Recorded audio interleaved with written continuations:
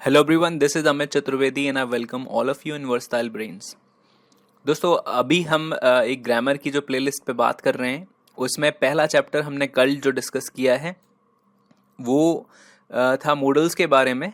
और अभी ये उसी का दूसरा चैप्टर है जिसमें हम डिस्कस करने वाले हैं introduction two types of sentences पे। टोटल मैं आपको पहले ही बता दूं, टोटल 5 तरह के सेंटेंस स्ट्रक्चर्स होते हैं इंग्लिश में।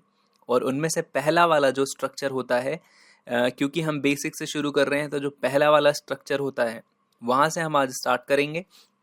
और मैं आपको ये बताने वाला हूँ कि हिंदी से इंग्लिश के सेंटेंस को बेसिकली हम कैसे ट्रांसलेट करते हैं इंग्लिश में।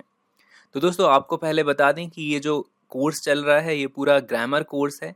और ये ग्रामर कोर्स आपको कंपटीशन एग्जाम्स में मदद करेगा, जैसे बैंकिंग हो, रेलवे हो, एसएससी हो, सीटेट या और भी कोई टीचिंग एग्जाम जो आप देने वाले हैं। और साथ ही साथ ये एक स्पोकन इंग्लिश भी कोर्स है जिसमें हम इंग्लिश बोलना भी साथ में सीखेंगे।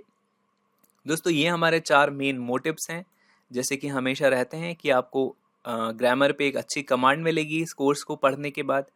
और आप एडवांस रूल्स भी सीख जाएंगे ग्रामर के, आपकी स्पीकिंग इम्प्रूव हो जाएगी और कंपटीशन एग्जाम के लिए आप एकदम तैयार हो जाएंगे।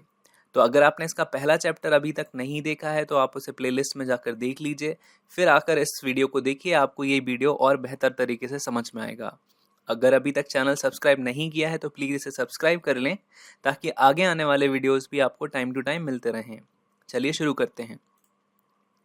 दोस्तों, ये जो 7-8 शब्द थे हमने कल वाले वीडियो में डिस्कस किए हैं, ये इनके हिंदी मीनिंग है। दोस्तों, ये शब्द आप या तो लिख के याद कर लीजिए या फिर आप इस वीडियो को यहाँ पर पॉज करके इन शब्दों को याद रखें, क्योंकि आगे ये शब्द हमें बहुत हेल्प करेंगे किसी सेंटेंस को इंग्लिश में ट्रांसलेट करने में भी, और इन चीज़ों को उस सेंटेंस के अंदर आइडेंटिफाई करने में भी ये शब्द हमें हेल्प करेंगे। तो मैं एक बार फिर से रिवाइज कर देता हूँ। सब्जेक्ट का मतलब कौन होता है, इनडायरेक्ट ऑब्जेक्ट का मतलब किसे होता है, डायरेक्ट ऑब्जेक्ट का मतलब क्या होता है, प्लेस का मतलब होता है कहाँ, टाइम का मतलब होता है कब, जो मॉडल होगा वो आपको वाक्य के लास्ट में मिलेगा, और मीन वर्ब जो होगी वो मॉडल से पहले आपको मिलेगी और उसमें हम लास्ट में ना जोड़ देंगे। मैंने आपको कल एक सेंटेंस ढूंढ के दिखाया था, वैसे ये सारे सेंटेंसेस भी आप ढूंढ सकते हैं। एक मैं आपको फिर से बता देता हूँ। इस सेंटेंस में ये जो मैं है ये सब्जेक्ट है, ये जो शाम को लिखा हुआ है ये सेंटेंस का टाइम है, ये जो उसे लिखा हुआ है ये है किसे यानी कि इनडायरेक्ट ऑब्जेक्ट, ये लिखा हुआ है पार्टी में, इसका मतलब होता है कहाँ, तो ये हो गया प्लेस। ये है गिफ्ट, इसका मतलब होगा क्या, और क्या का मतलब होता है डायरेक्ट ऑब्जेक्ट, तो इसमें गिफ्ट हो गया डायरेक्ट ऑब्जेक्ट। क्योंकि उसमें लिखा हुआ था मॉडल के सब सेंटेंस के सबसे लास्ट में मॉडल होता है, तो ये जो सकता हूँ है ये मॉडल है, इसको इंग्लिश में हम कैन या मे कहते हैं।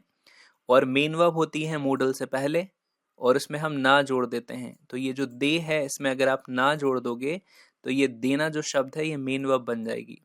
इस तरह से हमने कल सेंटेंसेस को ढूंढा था और ये मैंने आपको एक करके दिखाया है। ये बाकी के जो सेंटेंस है ये आप करिएगा। ठीक, अभी अपन इन सेंटेंसेस को स्ट्रक्चर यूज करके इंग्लिश में ट्रांसलेट करना सीखेंगे। तो चलिए चलते हैं अगली स्लाइड पर। दोस्तों, ये जो सारे सेंटेंस आपने अभी पिछली स्लाइड में देखे मैं आपको फिर से दिखा देता हूँ। ये पांचों के पांचों जो सेंटेंस हैं ये सारे पॉजिटिव सेंटेंस हैं, और इंटेंशनली ही मैंने यहाँ पर इनको सिलेक्ट किया है क्योंकि यही हमारा पहला स्ट्रक्चर है। तो ये हमारा पहला स्ट्रक्चर है और ये है पॉजिटिव स्ट्रक्चर।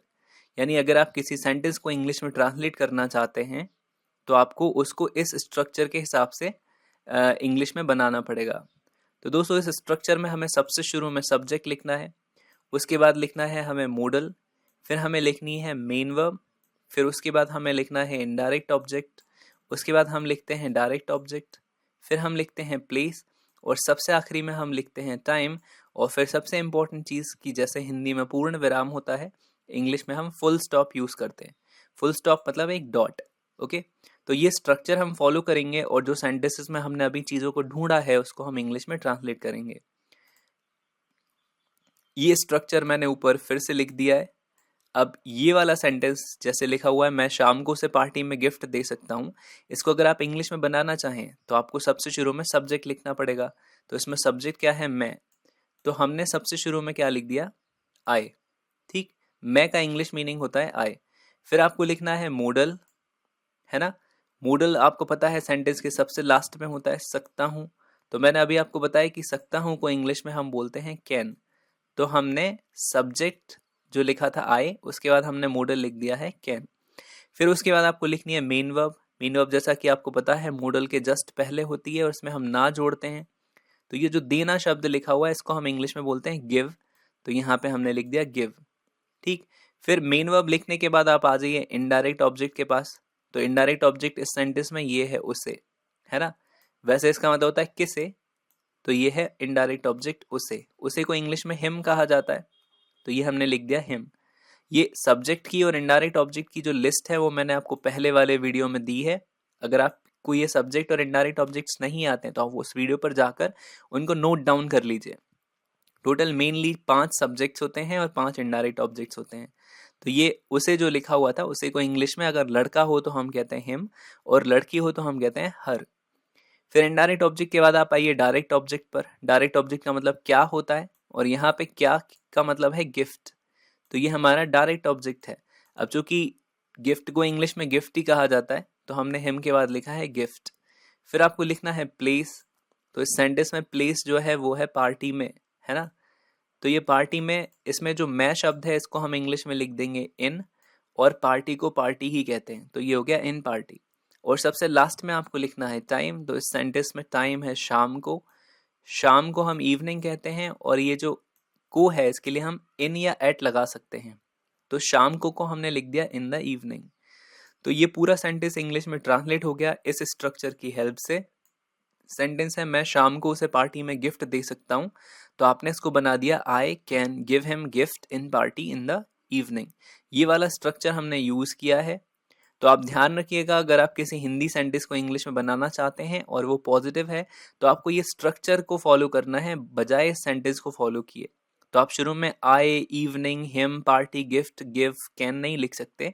आपको इस स्ट्रक्चर को फॉलो करना होगा। सबसे शुरू में सब्जेक्ट लिखना पड़ेगा, फिर मॉडल, उसके बाद मेन वर्ब, फिर लिखना पड़ेगा इनडायरेक्ट ऑब्जेक्ट, उसके बाद डायरेक्ट ऑब्जेक्ट, फिर प्लेस और सबसे लास्ट में टाइम। ठीक है, ये स्ट्रक्चर हमने फॉलो किया। तो ये जो मैं शाम को उसे पार्टी में गिफ्ट दे सकता हूँ, ये सेंटेंस बन गया I can give him gift in party in the evening. ठीक है, अभी चलिए दूसरा सेंटेंस हम बनाते हैं। यहाँ लिखा है मैं क्लास में उसे शाम को होमवर्क दे सकता हूँ। तो इसमें ये मैं जो है ये सब्जेक्ट है ना। सबसे शुरू में आपको सब्जेक्ट लिखना है तो हमने लिख दिया आई। ठीक है, फिर उसके बाद हमें मॉडल लिखना है। इस सेंटेंस में मॉडल है सकता हूँ, तो हमने फिर लिख दिया कैन। उसके बाद हमें लिखनी है मेन वर्ब।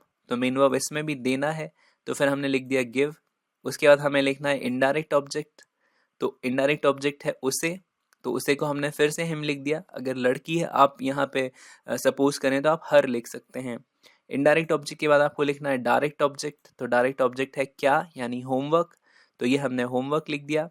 उसके बाद आपको लिखना है प्लेस। तो प्लेस है क्लास में, तो आपने लिख दिया इन क्लास। मैं को इंग्लिश में हमने इन लिख दिया। और सबसे आखिरी में आपको लिखना होता है टाइम। तो ये शाम को लिखा हुआ है, तो हमने इसको लिख दिया इन द इवनिंग। ये बन गया मैं क्लास में उसे शाम को होमवर्क दे सकता हूँ। तो आपने बना दिया I can give him homework in class in the evening. फिर नेक्स्ट सेंटेंस बनाते हैं हम सुबह उन्हें ग्राउंड में मैच हरा सकते हैं। ये स्ट्रक्चर पे वापस आइए। सबसे शुरू में सब्जेक्ट लिखना है आपको। तो इस सेंटेंस में जो सब्जेक्ट है वो है हम। तो हम को इंग्लिश में हम बोलते हैं वी। फिर उसके बाद आपको लिखना है मॉडल। तो आपने ये लिख दिया सकते हैं, इसको इंग्लिश में कैन। ठीक। फिर आगे हमें लिखना है मेन वर्ब। तो मेन वर्ब इसमें है हराना। तो हराने को मैं आपको बता देता हूँ, इसको इंग्लिश में डिफीट करना बोलते हैं। DEFEAT इसकी स्पेलिंग होती है। फिर मेन वर्ब के बाद आपको लिखना है इनडायरेक्ट ऑब्जेक्ट। तो आपका इनडायरेक्ट ऑब्जेक्ट इन सेंटेंस में है उन्हें। उन्हें को इंग्लिश में दैम बोलते हैं। मैं आपको फिर से बता दूं, इनडायरेक्ट ऑब्जेक्ट और सब्जेक्ट की जो लिस्ट है वो हमने इससे पहले वाले चैप्टर में, इसी से पहले वाले चैप्टर में डिस्कस की है। अगर आपको नहीं आते हैं तो आप उस वीडियो को जाकर उन्हें भी नोट डाउन कर सकते हैं। फिर इनडायरेक्ट ऑब्जेक्ट के बाद हमें डायरेक्ट ऑब्जेक्ट लिखना है। तो ये है डायरेक्ट ऑब्जेक्ट मैच। तो डिफीट दैम मैच। फिर हमें लिखना है प्लेस। तो ये है ग्राउंड में, तो उसको हमने लिख दिया इन ग्राउंड। और सबसे लास्ट पे हमें लिखना है टाइम। तो हमने ये लिख दिया सुबह को इन द मॉर्निंग। तो ये सेंटेंस बन गया हम सुबह उन्हें ग्राउंड में मैच हरा सकते हैं। तो बना we can defeat the match in ground in the morning. अगले ये 2 सेंटेंस वही हैं पॉजिटिव, और वही पॉजिटिव स्ट्रक्चर ऊपर लिखा हुआ है। मैं आपको जल्दी से आपकी ये सेंटेंस बना के दिखा देता हूँ। यहाँ पे लिखा है वे छत पर उसे रोज म्यूजिक सिखा सकते हैं। तो सबसे शुरू में सब्जेक्ट हो गया, वे को इंग्लिश में दे कहते हैं, सकते हैं वो कैन। फिर हमें मेन वर्ब लिखनी होती है तो हमने लिख दिया सिखाने को टीच। फिर उसके बाद इनडायरेक्ट ऑब्जेक्ट लिखना होता है तो हमने उसे को लिख दिया हिम। उसके बाद लिखना होता है डायरेक्ट ऑब्जेक्ट तो हमने म्यूजिक को म्यूजिक ही लिखा।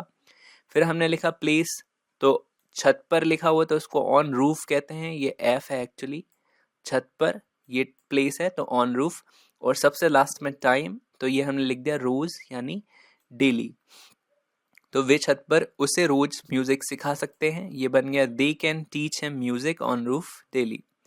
फिर एक और लास्ट सेंटेंस, वह मुझे दिवाली पर बाजार में गिफ्ट बेच सकता है, तो ये बनेगा he can sell him gift in market on Diwali. यहाँ पे ये जो मुझे लिखा हुआ है इसको बाय मिस्टेक से यहाँ पे हिम टाइप कर दिया है, वैसे मुझे यानी मी होता है तो यहाँ पे मी आएगा, ध्यान रखिएगा।